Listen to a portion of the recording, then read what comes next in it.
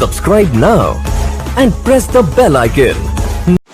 नमस्ते बच्चों, मैं राजश्री श्री जी स्कूल की हिंदी अध्यापिका।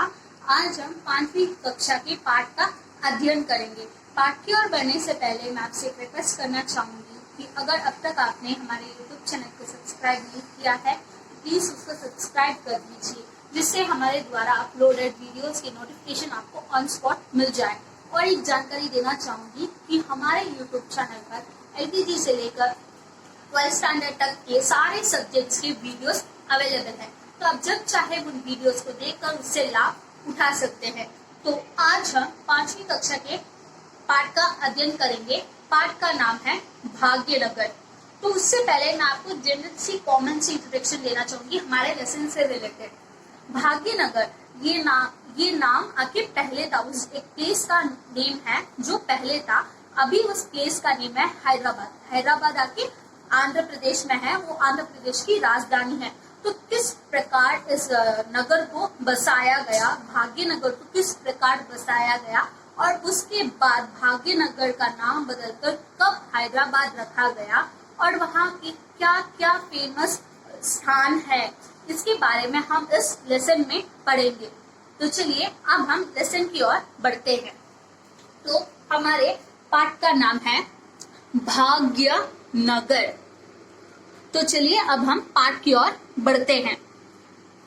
मोहम्मद कुली कुतुब शाह गोलकुंडा के 5वें सुल्तान थे। तो अब हम किसके बारे में पढ़ रहे हैं? मोहम्मद कुली कुतुब शाह। ये कौन थे? ये गोलकुंडा के 5वें सुल्तान थे। सुल्तान का मतलब होता है राजा, ठीक है। वे 5वें सुल्तान थे। उन्होंने चचलम नामक गांव की कन्या से शादी की। तो उन्होंने शादी किससे की? चचलम आके एक जगह का नाम है, एक गांव का नाम है। उस गांव की एक कन्या से शादी की। कन्या मतलब लड़की, ठीक है। कन्या मतलब लड़की। तो चचलम नामक गांव की एक लड़की से उन्होंने शादी की। उनकी पत्नी का नाम भागमती था। तो जिससे उन्होंने शादी की थी उनका नाम क्या था? भागमती। उनकी पत्नी का नाम भागमती था। उसी भागमती के नाम पर भाग्यनगर को बसाया गया। तो ये भाग्यनगर किस प्रकार बसाया गया? उनकी पत्नी भागमती के नाम पर भाग्यनगर बसाया गया। इस जगह का नाम भाग्यनगर रखा गया उनकी पत्नी भागमती के नाम पर। बाद में भाग्यनगर को ही हैदराबाद के नाम से जाना गया। तो बाद में क्या हुआ? भाग्यनगर को ही हैदराबाद के नाम से जाना गया। उसको हैदराबाद के नाम से जाना गया। अभी हम हैदराबाद के नाम से जानते हैं किसको? भाग्यनगर को हम हैदराबाद के नाम से अभी हम जानते हैं। इस प्रसिद्ध शहर में कुतुब शाह द्वारा बनाई गई अनेक सुंदर इमारतें हैं। तो इस प्रसिद्ध शहर में, प्रसिद्ध शहर मीन्स फेमस। प्रसिद्ध का मतलब होता है फेमस, विख्यात, ठीक है। जो ज्यादा फेमस हो, ज्यादा प्रसिद्ध हो, जो जिसे ज्यादा लोग जानते हो, जिसके बारे में ज्यादा चर्चा होती हो, उसे हम कहते हैं प्रसिद्ध। तो इस प्रसिद्ध शहर में कुतुब शाह कौन है? हमारे गोलकुंडा के 5वें सुल्तान है। तो कुतुब शाह द्वारा बनाई गई अनेक सुंदर इमारतें हैं। तो कुतुब शाह द्वारा बनाई गई मतलब कुतुब शाह ने कई सुंदर इमारतें बनाई है। इमारतें मीन्स बिल्डिंग, भवन, ठीक है। तो उन्होंने कई सारी सुंदर इमारतें बनाई है। कहाँ पर? हैदराबाद में।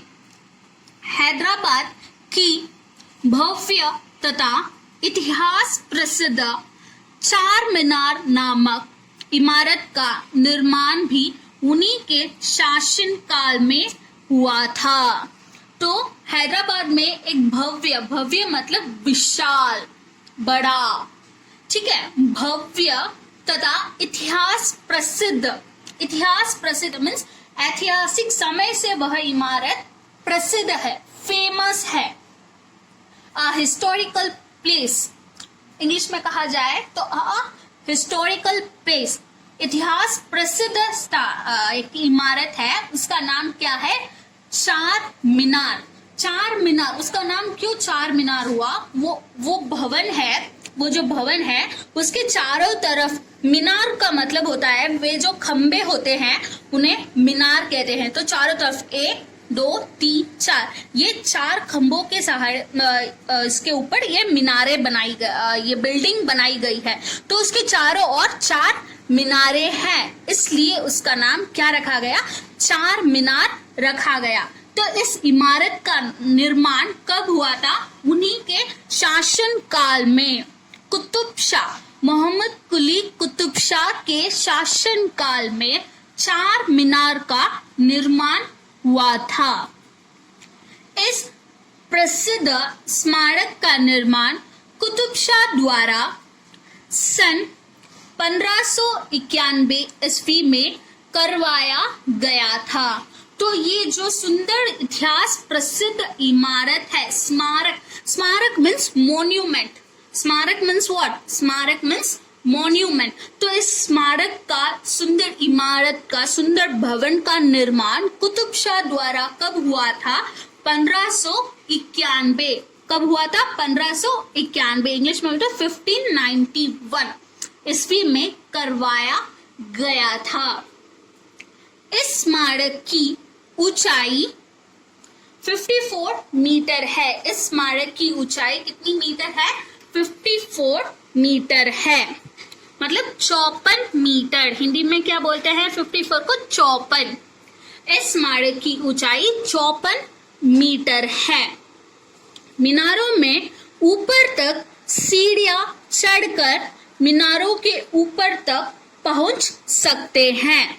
तो मीनारों के ऊपर तक जो मीनारे हैं उसमें हम सीढ़ियों द्वारा, सीढ़ियां चढ़कर इस मीनार के ऊपर तक हम पहुंच सकते हैं। ये जो मीनार है इसके अंदर सीढ़ियां लगाई गई है, तो उस सीढ़ियों के द्वारा, वो सीढ़ियां चढ़कर हम उसके ऊपर तक पहुंच सकते हैं।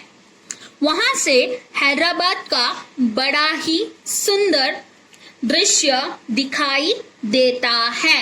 तो जब हम उसके ऊपर एज तक हम पहुंच जाएंगे तो हमें वहां से हैदराबाद का बड़ा ही सुंदर दृश्य दिखाई देता है। मतलब उससे हमें वहां पर खड़े होकर हम पूरे शहर को देख सकते हैं और वो देखने में बहुत सुंदर लगता है। जब हम, जैसे हम कहीं भी चले जाए, हम उस शहर को या कोई भी प्लेस को हम जब बहुत ऊपर से, बहुत ऊंचाई से देखते हैं तो हमें वो बहुत सुंदर लगता है। जब रात के समय में देखते हैं तो उसकी लाइटिंग, ये सब हमें देखकर हमें बहुत अच्छा लगता है, हमें आनंद महसूस होता है और वो सब देखने में भी बहुत सुंदर लगता है।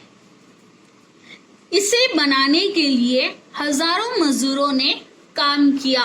तो इस इमारत को बनाने के लिए हजारों मजदूरों ने काम किया। मजदूर मतलब लेबर, श्रमिक। मतलब अभी कोई भी बिल्डिंग बना रहे हैं या कुछ भी बना रहे हैं तो उसके लिए क्या, कौन वर्क करता है, कौन काम करता है? मजदूर। जैसे ईंटें लगाना, सीमेंट लगाना, ये सब काम कौन करता है? मजदूर। और इनको हम डेली वेजेस भी दी जाती हैं। तो कई हजारों मजदूरों ने यहाँ पर काम किया है। इस मीनार को बनाने में कई हजार मजदूरों की मेहनत लगी है, कई हजार मजदूरों ने काम किया है। चार मीनार के पास ही मक्का मस्जिद स्थित है। तो अभी ये क्या बता रहे, चार मीनार के बाजू में क्या जगह है, क्या स्थान है? तो उसके बाजू में मक्का मस्जिद स्थित है। मस्जिद आप सभी को पता ही है, मस्जिद में क्या करने के लिए जाते हैं? नमाज पढ़ने के लिए जाते हैं। तो मस्जिद उसके बाजू में ही स्थित है। किसके बाजू में? चार मीनार के बाजू में मस्जिद स्थित है।